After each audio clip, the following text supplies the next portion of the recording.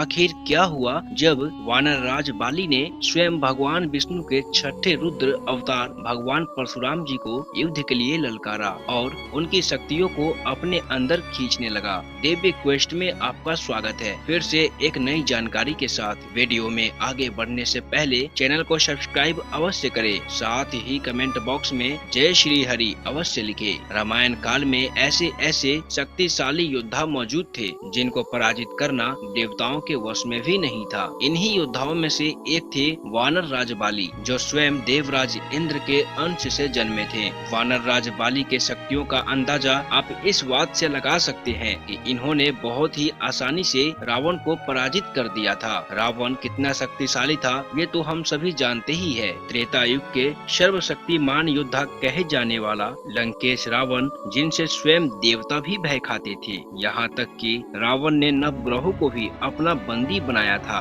दशानन रावण ने अपने शक्ति और सामर्थ्य से तीनों लोगों को अपने अधीन कर लिया था। लेकिन जब रावण महाबली बाली से युद्ध करने के लिए पहुंचा, तब महाबली बाली ने बहुत ही आसानी से रावण को पराजित कर दिया। लंकेश रावण इतना ज्यादा शक्तिशाली होने के बाद भी महाबली बाली से हार गया, तो आप सोचिए कि बाली कितना अधिक शक्तिशाली होगा। बाली की शक्तियों का कोई अंत नहीं था। बाली को अपने बल पर बहुत ही अहंकार था। अपने बल के अहंकार में वह वन उपवन को उजाड़ता, ऋषि मुनियों को तंग करता। लेकिन वो कहते हैं कोई कितना भी अधिक शक्तिशाली क्यों न हो जाए, लेकिन ईश्वर से कोई भी बलवान नहीं हो सकता। एक बार भगवान परशुराम किष्किंधा राज्य के निकट महादेव की आराधना कर रहे थे। उसी स्थान पर बाली के कुछ सैनिक उत्पात मचा रहे थे। बाली के सैनिकों के कारण भगवान परशुराम को उनकी आराधना में बाधा उत्पन्न हो रही थी, जिससे भगवान परशुराम क्रोधित हो जाते हैं और कहते हैं कौन है जो मेरी पूजा में बाधा उत्पन्न कर रहा है, सामने आओ। तब वे सभी वानर सैनिक भगवान परशुराम के सामने आते हैं। वानरों को देखकर भगवान परशुराम कहते हैं, हे वानरों, तुम सब यहाँ से चले जाओ, अन्यथा मेरे क्रोध में जलकर भस्म हो जाओगे। जिसे सुनकर वानर कहते हैं, एक तपस्वी में इतना बल कहाँ जो मेरा प्रतिकार कर सके। तब भगवान परशुराम अत्यंत क्रोध में उन वानरों पर प्रहार करते हैं। तब सभी वानर सैनिक अपने प्राणों की रक्षा करने के लिए बाली के पास जाते हैं। बाली क्रोध में उन सभी से पूछता है। तब सैनिक अपने इस हालत के पीछे का कारण एक तपस्वी को बताते हैं। तब बाली अत्यंत क्रोध में भगवान परशुराम के पास पहुंच जाते हैं और उनसे कहते हैं, तुम्हारा इतना दुस्साहस कि तुमने मेरे ही राज्य में आकर मेरे ही सैनिकों की ऐसी दुर्दशा कर दी। मुझसे द्वंद्व करो और दिखाओ मुझे अपनी ताकत। लेकिन भगवान परशुराम कुछ नहीं कहते और अपनी आराधना में ही लीन रहते हैं। बाली गुस्से से अपनी गदा को भूमि पर पटकता है, जिससे भगवान परशुराम की आंखें खुल जाती है। बाली को देखकर भगवान परशुराम कहते हैं, क्या तुम ही हो उन वानरों के सरदार? अच्छा किया कि तुम ही मेरे निकट आ गए, अन्यथा यदि मैं आता तो तुम्हारे राज्य का सर्वनाश हो जाता। भगवान परशुराम बाली को ऐसी लात मारी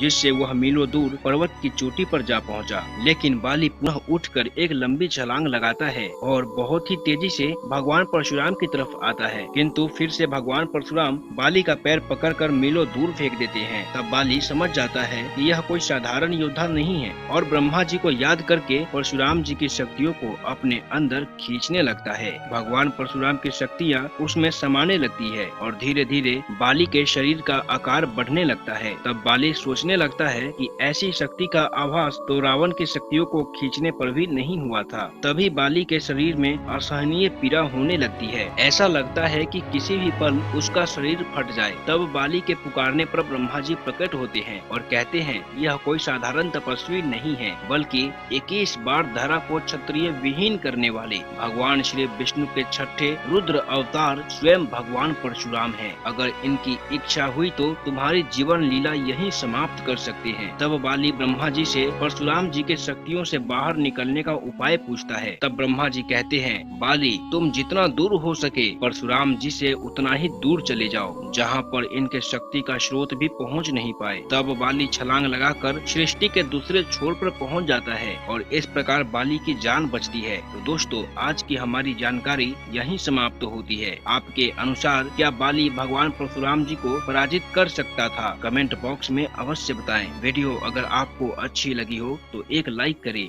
चैनल सब्सक्राइब करें और ज्यादा से ज्यादा शेयर भी करें। तो मिलते हैं अगली बार एक ऐसी ही खास वीडियो के साथ।